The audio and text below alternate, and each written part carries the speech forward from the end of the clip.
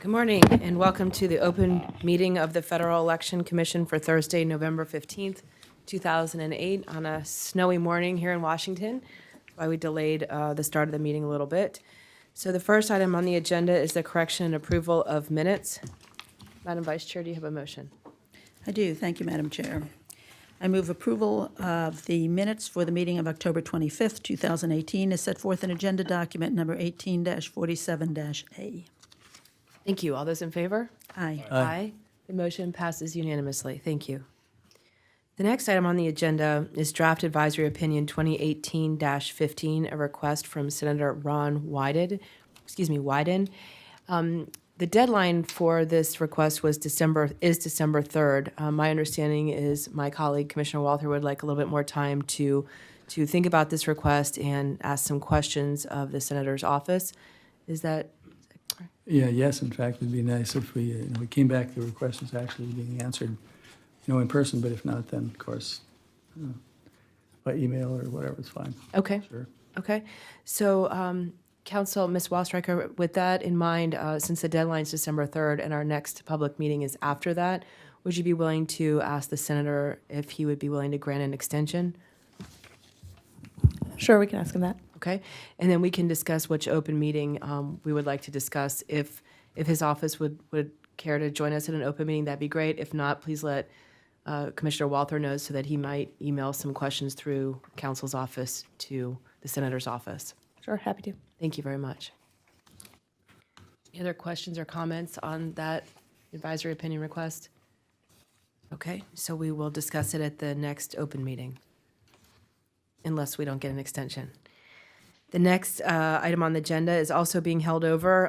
OSEA Network LLC, a document was submitted on the public record, and following that, the requester asked for additional time to consider the document, and they've requested to discuss that as well on the next open meeting in December.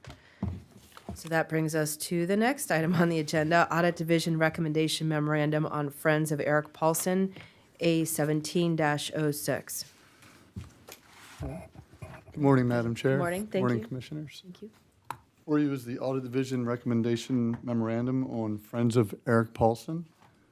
The memorandum contains one recommendation pertaining to our receipt of contributions in excess of the limit finding.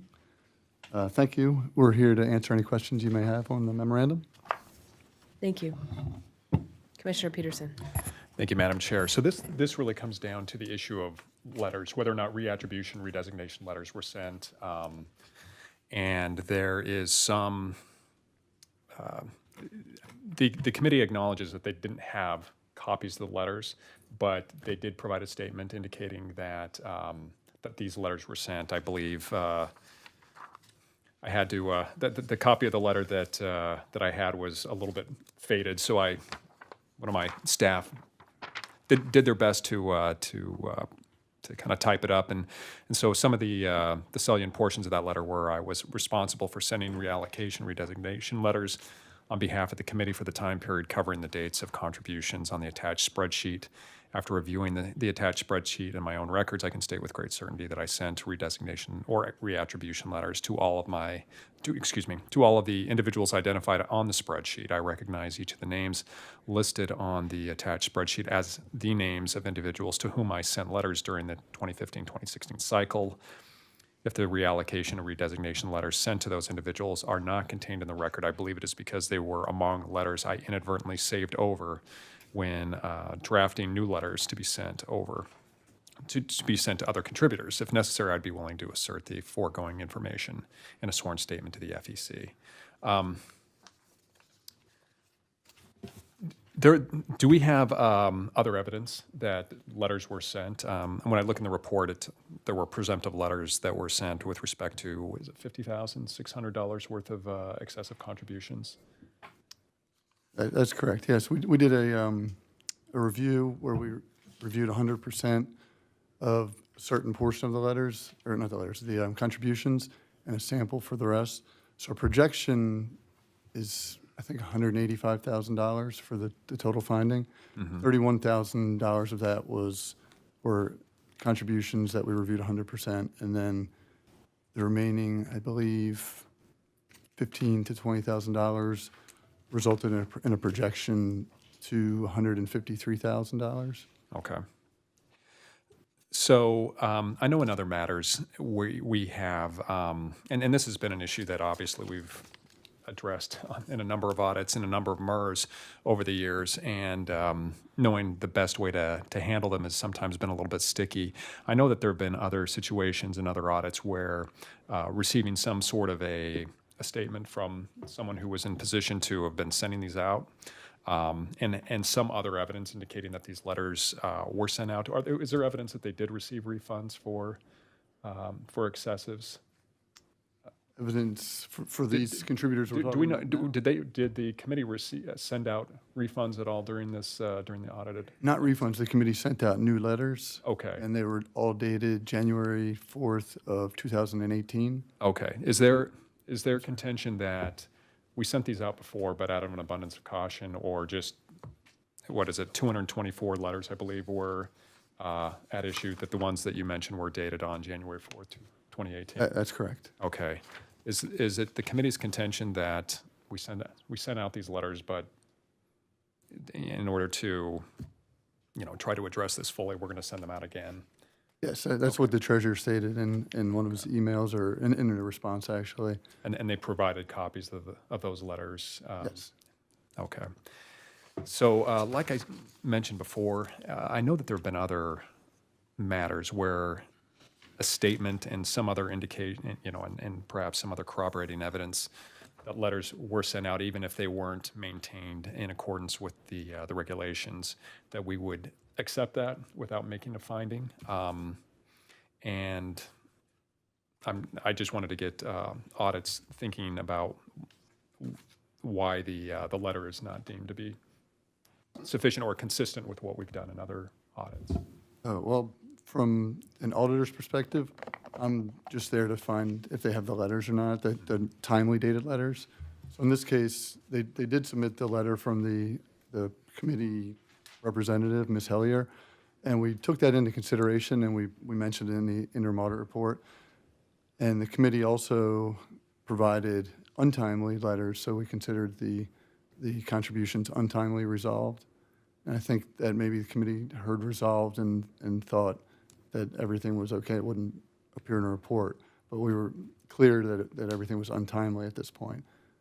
Okay. So at this point, it probably really is in the hands of the commission to determine how best to, or what weight to give to the information that we have before us. My thought is the statement, the earlier presumptive letters that were sent out, combined with the later ones that were sent out, to me, I think probably satisfies me sufficiently that that while they may have had an issue, as they say here, the employee may have written over the electronic copies of the letters that were sent out. I think for purposes of this audit, I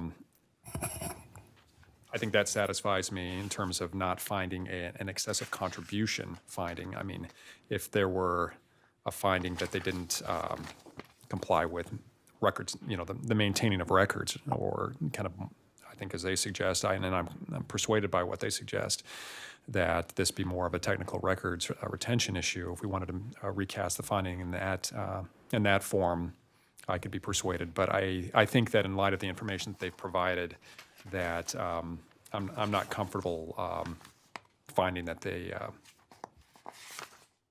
received, over $150,000 in excessive contributions.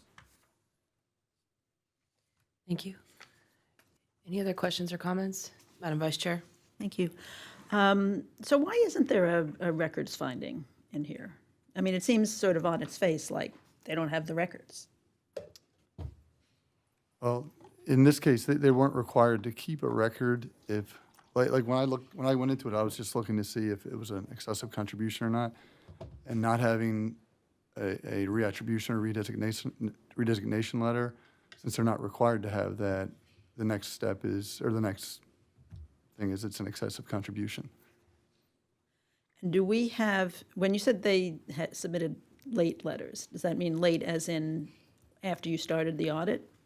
Yeah, they were right before the response was due to the exit conference. So I believe they were in response to the audit. So when you're using the sampling method, do you have identified contributions that you can't match up with, that they have not been able to provide any kind of letter for? Yes, yes. Yeah. Madam Chair, any timely letter. And these are the errors we present to the committees. And if the committees are able to show that the letters weren't sent timely, these are forever removed from any kind of error list. However, if the committees are willing only to come back and show us untimely letters, this is how we write the finding. And were there any responses to, did they submit any responses to the untimely letters? Not from the contributors, no. Well, I think this is a close call. I hear what my colleagues are saying, but we don't have the documentation that we would need to establish that the excessives were cured. In the future, I would suggest that if somebody offers an affidavit, I personally would be more persuaded by an affidavit, by a sworn affidavit, than by just a letter.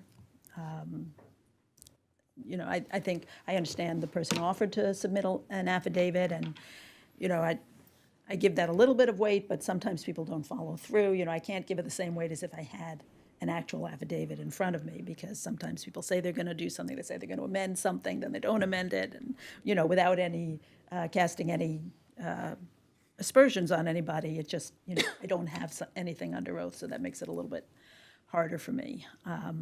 I'll, like I said, I think it's a close call, but I think I will support the recommendation. Can I just, Madam Chair, if I may, just wanted to have one clarification about, I'm on page 7 of the draft, under the heading Interim Audit Report and Audit Division Recommendation, just in the second paragraph. It says, in response to the exit conference, the treasurer submitted presumptive reattribution and redesignation letters that were sent to all the contributors identified by the audit staff. Many timely presumptive letters were also submitted in response to the exit conference. The excessive contributions resolved by these letters are not included in the amounts presented in this report. So they did present some timely reattribution and redesignation letters. So it's not like we had no evidence of any letters of any sort that were sent out by the committee during this audit period. Correct. Okay, so, Yes, I just want to say, we did have plenty of documentation. We had plenty of timely letters. okay, And so during the field work, we had, I think it was, I don't know, 10 zip files, and they were, by month, they were labeled reattribution or redesignation letters. And at the end of field work, we were missing, I think, 3 zip files it turned out to be, and they gave it back to us. So at the end of field work, at our initial exit conference when we left, we had a much larger finding, and then they were able to locate these 3 extra files and send them to us. Okay. And they were filled with timely letters. And at the end of the day, we still had 19 contributions with no letters. Okay. And that's what resulted in the provision of the January 4th, 2018 untimely reattribution and redesignation letters. okay, I appreciate that clarification. So I think I'm going to stick with my position. I think, again, the combination of the statement with evidence that they had been, it looks like there was a system in place for sending out these letters. We don't have all of the letters for the reasons they stated. I think that I can understand my colleague, that this can be a bit of a close call. I think that for me, that gives me some satisfaction.